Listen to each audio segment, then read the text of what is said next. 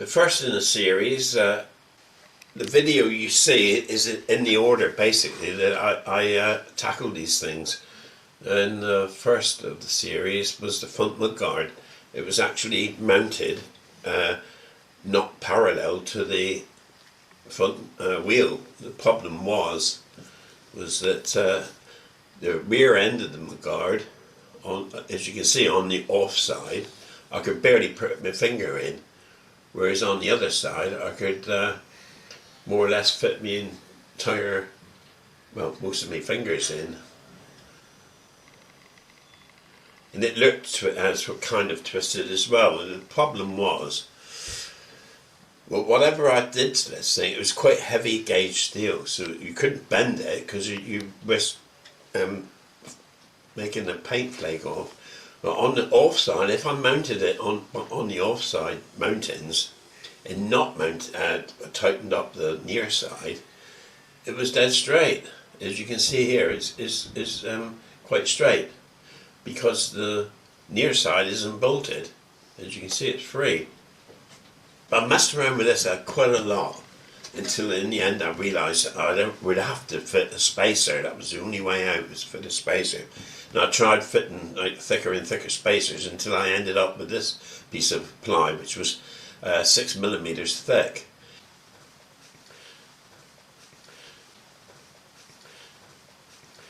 And now I got like kind of 2 fingers fitted in the rear end of the mudguard and 2 fingers fitted in, oops, yeah, 2 fingers fitted in the near side. So 2 fingers fitted in the off side, 2 equal amount of fingers in the near side. The distance from the tyre to the mudguard at the bottom is similar to the distance of the top of the mudguard to the tyre. So basically that was the cure, was put in a 6mm spacer. Well, I did have a bit of 8mm aluminium, which I just ripped down the size down to 6mm. The actual quality of the face, it doesn't really matter because it's a spacer and it's out of sight.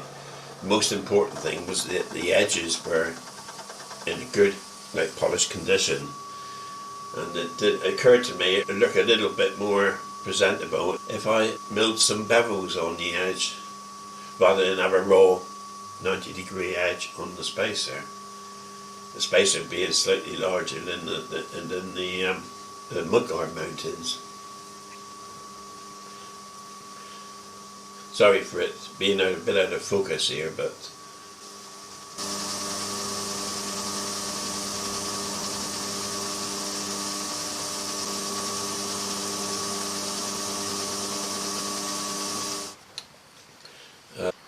that is the finished article. All it needs now is like a bit of cleaning up.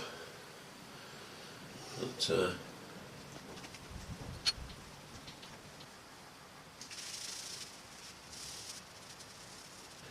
and I've replaced the mounting bolts with stainless steel ones.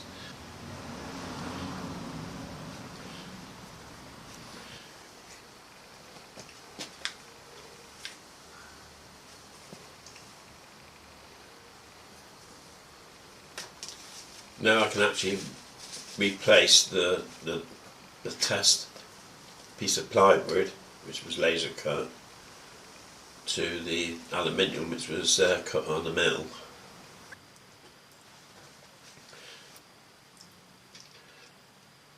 I was reasonably sure that this was going to be a total cure, simply because of the test pieces of wood I used earlier.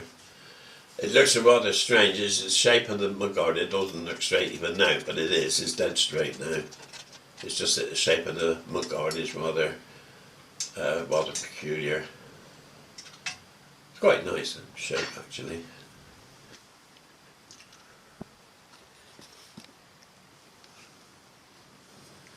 Oh yeah, so this is the final test now with the mudguard in position.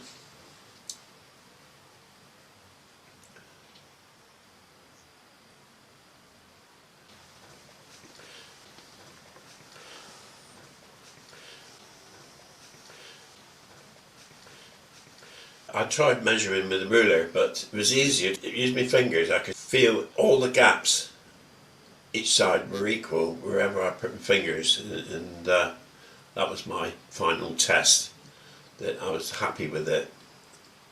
And there it is, spot on, absolutely perfectly lined up. How it happened, I don't know. Whether it was actually when it was installed, whether it was twisted then, I wouldn't have thought so. Or whether something had happened in its lifespan, that something happened that twisted the mudguard, I really don't know. But as you can see, I can get one finger under the front one side, and this finger is exactly the same the other side. So I'm very pleased with that.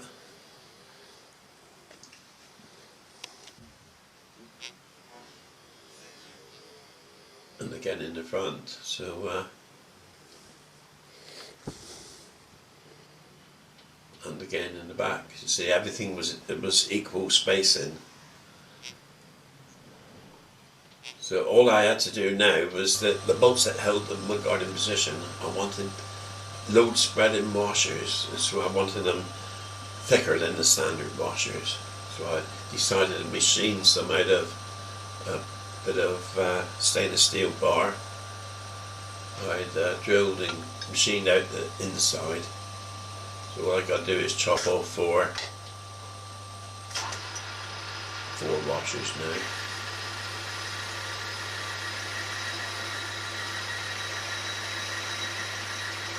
You'll notice in these videos that you might see another part of the bike actually stripped down.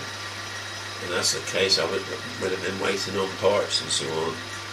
And but I've actually tried to present them here in some sensible order.